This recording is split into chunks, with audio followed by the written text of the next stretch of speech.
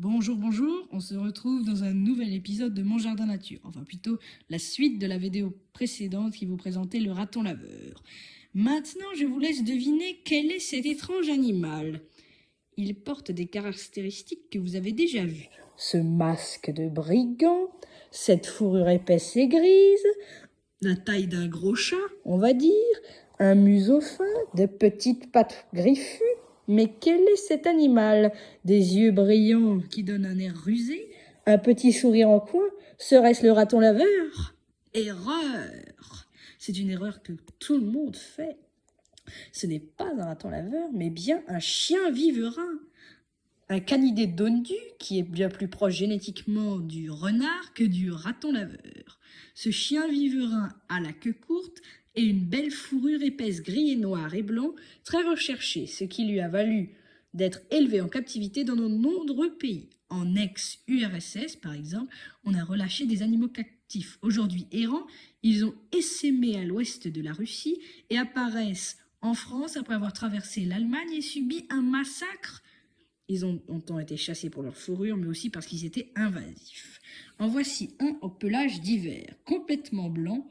C'est vrai qu'on a envie d'en faire un beau manteau. Mais moi, je ne tue pas les animaux. D'ailleurs, c'est interdit aujourd'hui.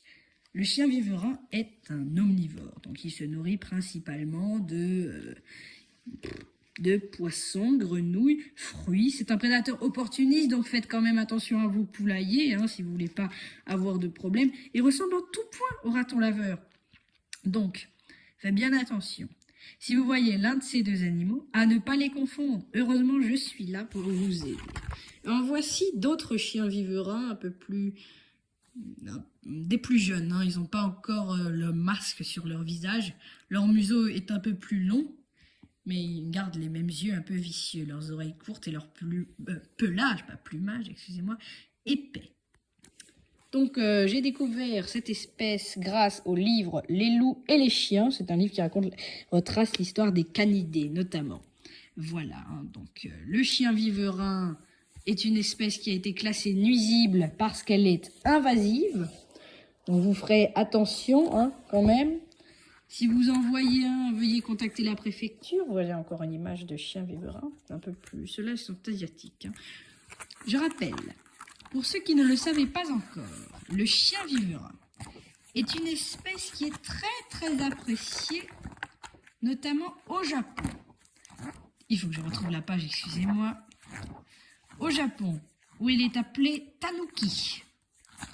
Tanuki, qui signifie chien viverin.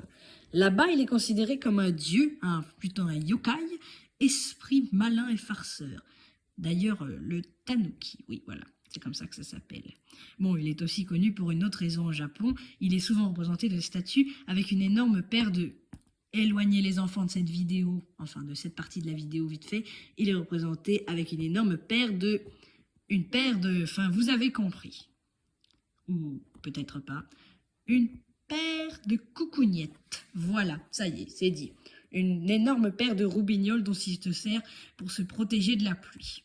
Mais nous ne sommes pas très intéressés par la culture japonaise, enfin moi personnellement pas trop, plutôt par la science. En vérité, cet animal n'a rien de fantastique, d'ailleurs c'est plutôt... voilà, c'est plutôt... il est très intelligent quand même pour un animal. D'ailleurs, aussi rusé que son cousin le renard, je dirais.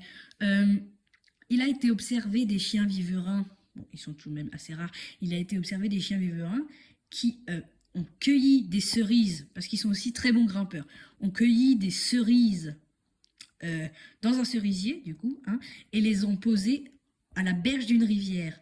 Un gros poisson qui passe, il sort sa tête pour les manger, et eux, ils l'attrapent d'un seul coup.